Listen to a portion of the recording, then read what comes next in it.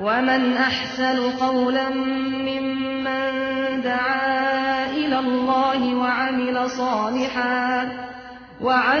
صالحا وقال إنني من المسلمين.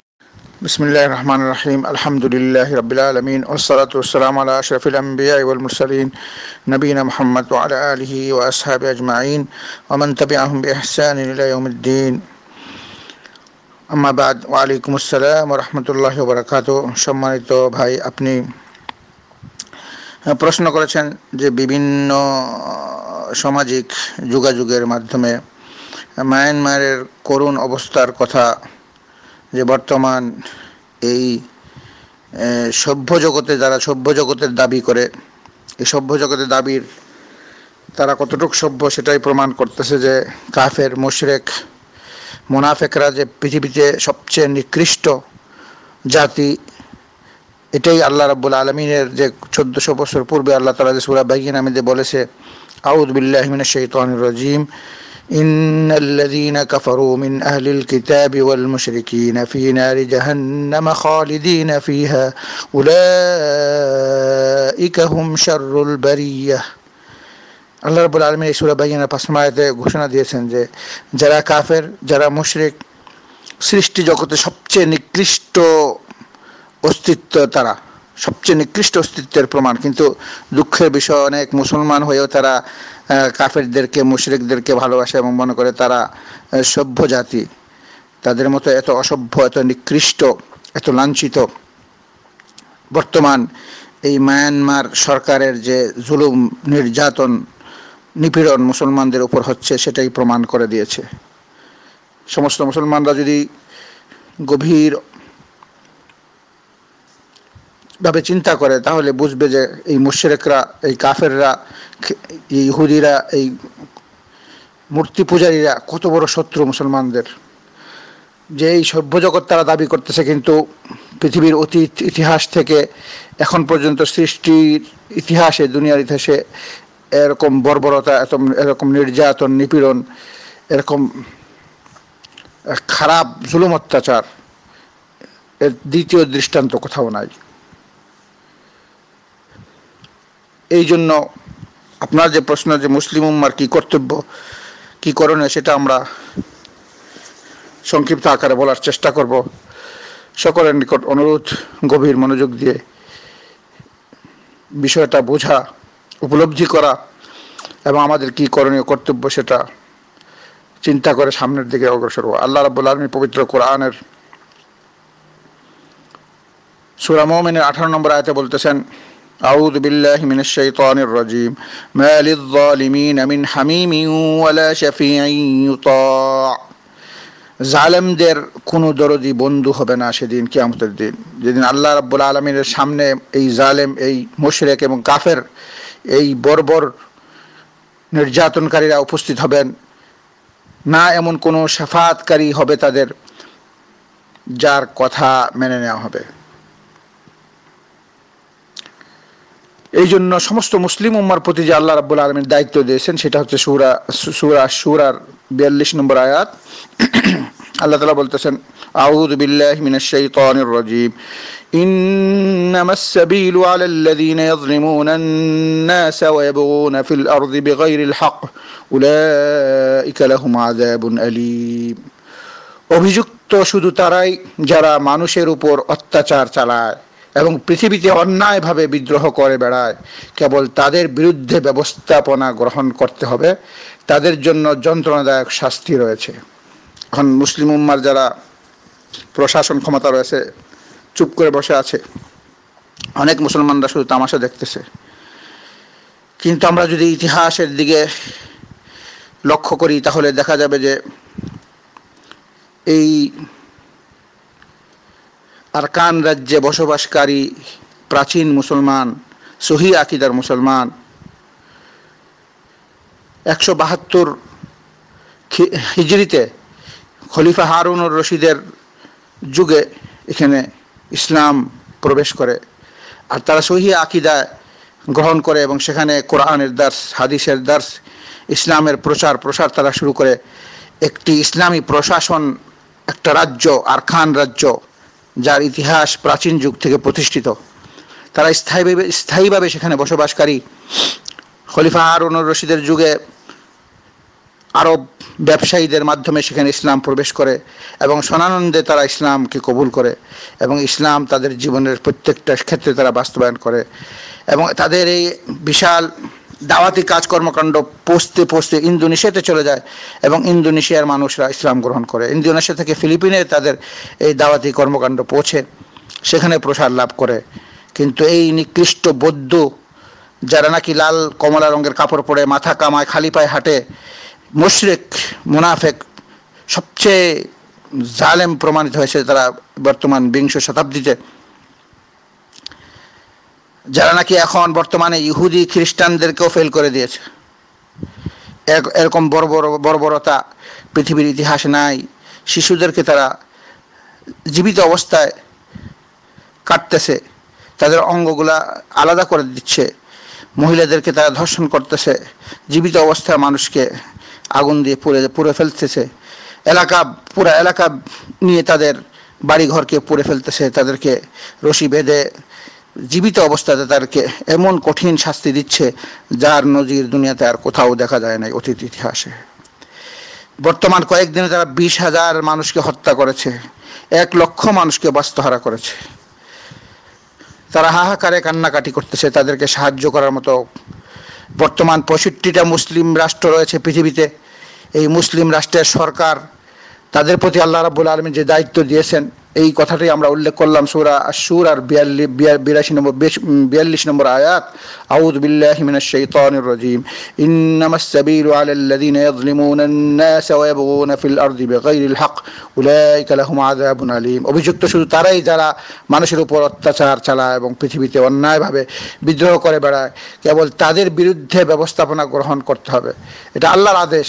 যারা প্রশাসন ক্ষমতা আছে, যদি তারা না করে তো কিয়ামতের দিন তাদের এমন দুরবস্থা হবে যারা প্রশাসনে রয়েছে যে তাদেরকে শাফাআত করার মতো এবং তাদেরকে এই আল্লাহর কঠিন আযাব থেকে রক্ষা করার মতো কোনো অস্তিত্ব থাকবে না, কেউই থাকবে না। আল্লাহ রাব্বুল আলামিন জালেমদেরকে পছন্দ করেন না। এমন কঠিন শাস্তি দিবেন, সেদিনই প্রমাণিত হবে যে জালেমরা কত বড় নিকৃষ্ট ছিল। কাজেই আমরা আমাদের সবাইকে অনুরোধ জানাচ্ছি, পৃথিবীর সমস্ত মুসলিম সরকারদেরকে এবং যাদের যতটুকু ক্ষমতা রয়েছে তারা যেন এই মুহূর্তে তারা এর প্রতিবাদে মুসলমানদের সাহায্যে আগিয়ে আসে, না হলে একদিন তাদেরকে মরতেই হবে। এই সরকারে তারা চিরদিন বসে থাকবে না, এই ক্ষমতা তাদের চিরদিন থাকবে না। একদিন তারা মৃত্যুবরণ করবেই, আল্লাহর সামনে তাদের জবাবদিহিতে করতে হবে। অত্যন্ত করুণ, অত্যন্ত দুঃখের বিষয়, অত্যন্ত ব্যথিত মনে আমরা কথা বলতেছি। বিশেষ করে যে বাংলাদেশ, তাদের প্রতি বাংলাদেশের মুসলমানদের সেই সরকারের 4টা অধিকার রয়েছে। এই 4টা অধিকার কথা আমরা বলতেছি। 1 নম্বর ইমানি অধিকার, তারা মুসলমান, তারা মুমিন, সহিহ আকীদার ইমানি অধিকার। 2 নম্বর তারা প্রতিবেশী। তাহলে আমাদের ইমানি অধিকার, এই তাদের উপর আমাদের যে অধিকারটা রয়েছে, তারা আমাদের মুমিন ভাই, মুসলমান ভাই। 2য় অধিকার, তারা আমাদের প্রতিবেশী। 3য় অধিকার, ভাষার দিক দিয়ে তারা বাঙালি। 4র্থ অধিকার মানবীয় অধিকার। 4টা অধিকার সারা বিশ্বের মধ্যে বাংলাদেশের সরকার এবং বাংলাদেশের জনগণের উপর 4টা অধিকার রয়েছে তাদের প্রতি। ইমানি অধিকার, প্রতিবেশীর অধিকার, ভাষাগত অধিকার এবং মানবীয় অধিকার। এই 4 ধরনের হক যদি আদায় না করা হয়, তাহলে বাংলাদেশের জনগণ, বাংলাদেশের সরকার কাল কিয়ামতের দিন কঠিনভাবে প্রশ্নের সম্মুখীন হবে এবং তাদের উপর এমন আযাব আল্লাহ তাআলা দিবে যে আযাব থেকে রেহাই দেওয়ার মতো কেউ সুপারিশ করবে না, আর সেই আযাব থেকে তারা পরিত্রাণও পাবে না। কাজেই বর্তমান এই বর্বরতা, এটা আজকের না, পূর্বের ইতিহাস থেকে জানা যায় যে এর পূর্বে তারা সেই মুসলমানদের প্রায় 1.5 লক্ষ মুসলমানকে তারা হত্যা করে, তারপর 60 লক্ষ, এইভাবে এখন বর্তমানে তারা 1 লক্ষ মানুষকে বাস্তুহারা করেছে এবং 20,000 তো বলা হচ্ছে, কিন্তু আসলে যে কত লক্ষ মানুষ তারা মারতেছে আল্লাহ রাব্বুল আলামিনই ভালো জানেন। কাজে এই মুহূর্তে এই যে 4টা অধিকার আমাদের উপর রয়েছে, বিশেষ করে বাংলাদেশের জনগণ এবং বাংলাদেশের মুসলমানের উপর, এই মুহূর্তে মুসলিম উম্মার করণীয় সেটা হচ্ছে 4টা কাজ আমাদের করতে হবে। ব্যক্তিগত পর্যায়ে, সামাজিক পর্যায়ে, রাষ্ট্রীয় পর্যায়ে, সমস্ত মুসলিম উম্মার। 1 নম্বর যেটা, সেটা হচ্ছে চোখের অশ্রু ঝরে ব্যথিত মন নিয়ে, সুখ ও দুঃখ কষ্ট নিয়ে তাদের জন্য দোয়া করতে হবে ইখলাসের সাথে। মুমিনদের সবচেয়ে বড় অস্ত্র হচ্ছে এটা। এই দোয়াটা করতে কোনো কষ্ট লাগবে না, কেউ বাধাও দিবে না। এই দোয়ার থেকে যদি কেউ এই অধিকারটা যদি তাদের আদায় না করা হয়, আমাদের 4 ধরনের অধিকার রয়েছে, আমরা যদি কালকে আমাদের দিন আমরাও ধরা পড়ব, তাহলে 1 নম্বর যে কাজটা করতে হবে আমাদের সবাই, চোখের অশ্রু ঝরে ব্যথিত মন নিয়ে, সুখ দুঃখ কষ্ট নিয়ে, বেদনা নিয়ে তাদের জন্য আল্লাহর হাতে হাত উঠায় আল্লাহর দরবারে দোয়া করতে হবে। কি দোয়া করব আমরা?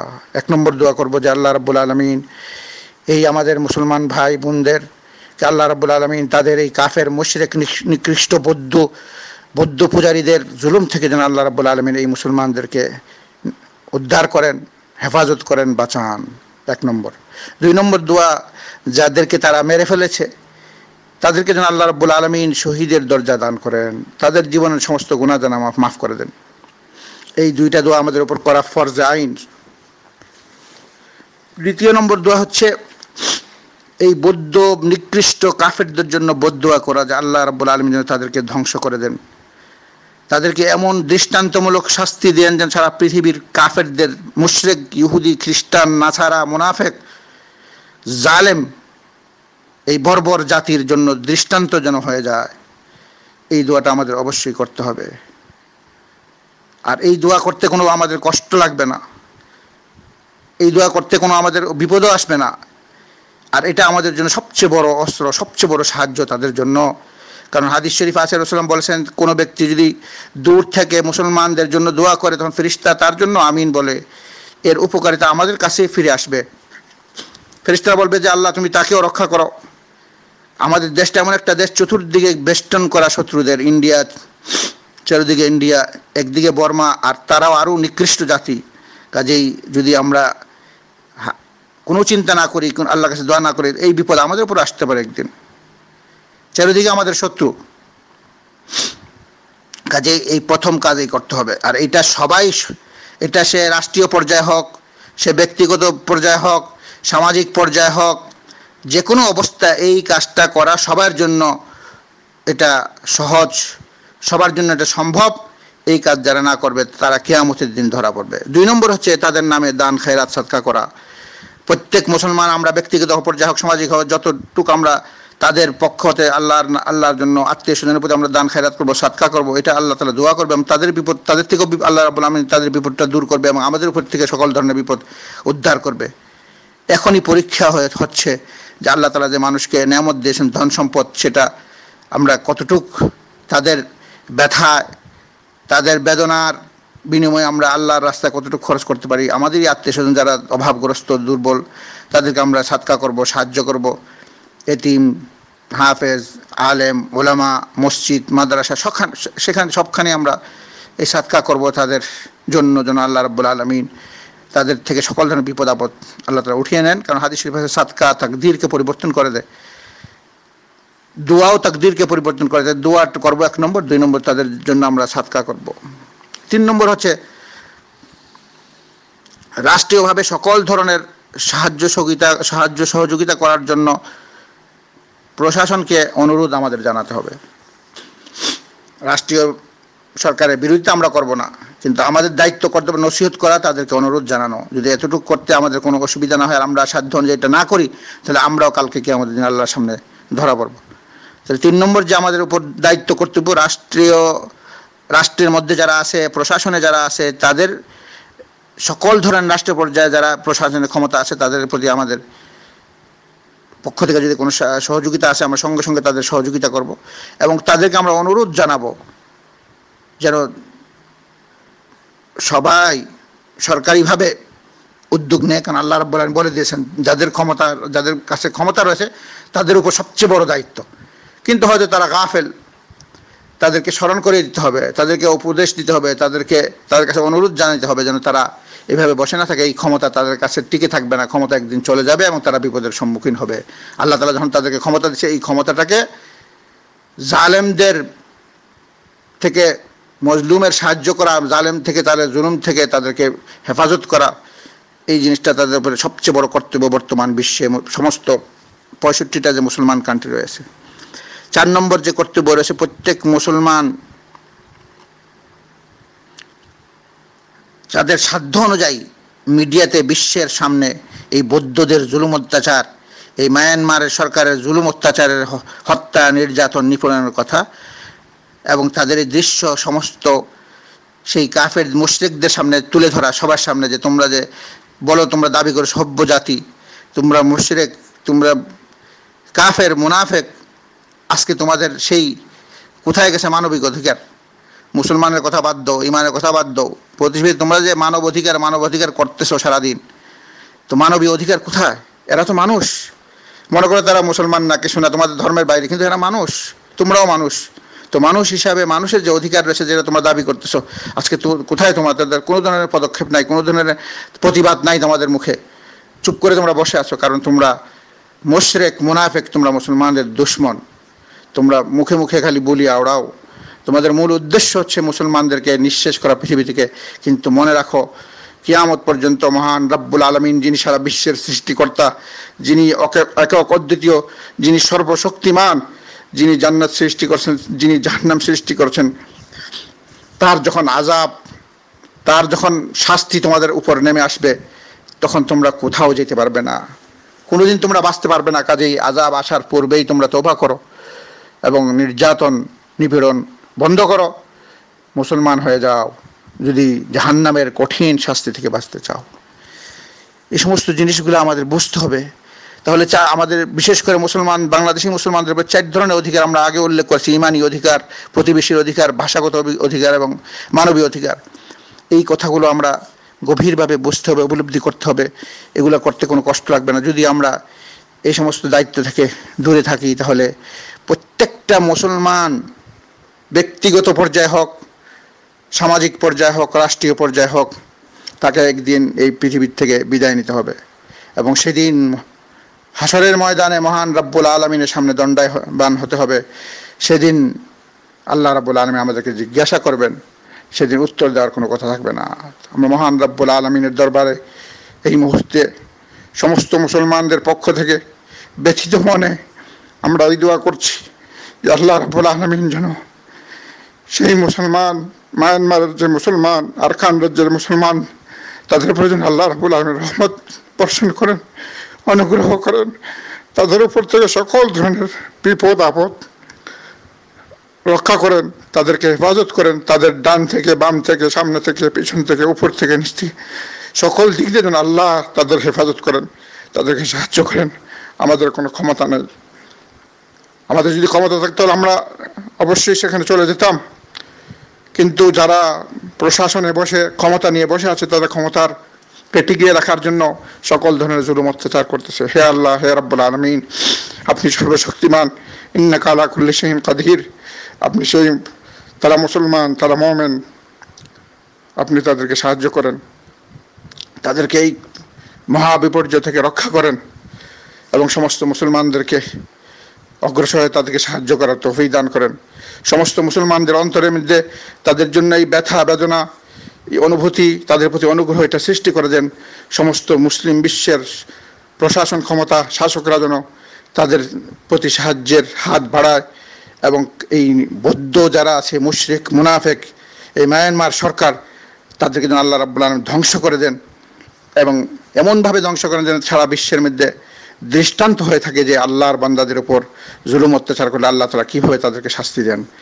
আল্লাহ রাব্বুল আলামিন, হে আল্লাহ, যারা মারা গেছেন, যাদেরকে নির্যাতিত করে হত্যা করা হয়েছে, মাসুম শিশু, মহিলা, পুরুষ, তারা জানেও না তাদেরকে কী জন্য এইভাবে দেশ থেকে বিতাড়িত করা হচ্ছে, তাদের সম্পদকে নষ্ট করা হচ্ছে, তাদেরকে জীবিত অবস্থায় তাদেরকে হত্যা করা হচ্ছে, তাদেরকে পুড়ে নিঃশেষ করে দেওয়া হচ্ছে।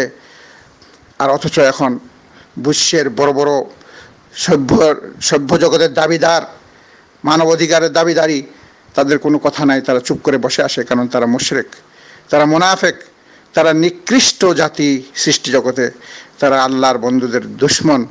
আল্লাহ রাব্বুল আলামিন তাদেরকে যেন ধ্বংস করেন, তাদের উপর আল্লাহ রাব্বুল আলামিন সকল ধরনের গজব দিয়ে এমন দৃষ্টান্ত দেন যেন তারা আর মুসলমানদের উপর নির্যাতন করার এ ধরনের সাহস না করে। মহান রাব্বুল আলামিন, তুমি আমাদের এই দোয়া কবুলকারী। হে আল্লাহ, আমাদেরকে তাদের জন্য সহযোগী বানিয়ে দাও, তাদেরকে সকল ধরনের সাহায্য করো, তৌফিক দান করো, তাদেরকে হেফাজত করো, এবং যারা মারা গেছেন তাদেরকে তুমি শহীদের দরজা দান করো। আমিন। ওয়া আখিরু দাওয়ানা আলহামদুলিল্লাহি রাব্বিল আলামিন ওয়া সাল্লাল্লাহু আলা নবিয়িনা মুহাম্মদ ওয়া আলা আলিহি ওয়া আসহাবিহি আজমাইন বিরহমাতিকা ইয়া আরহামার রাহিমিন।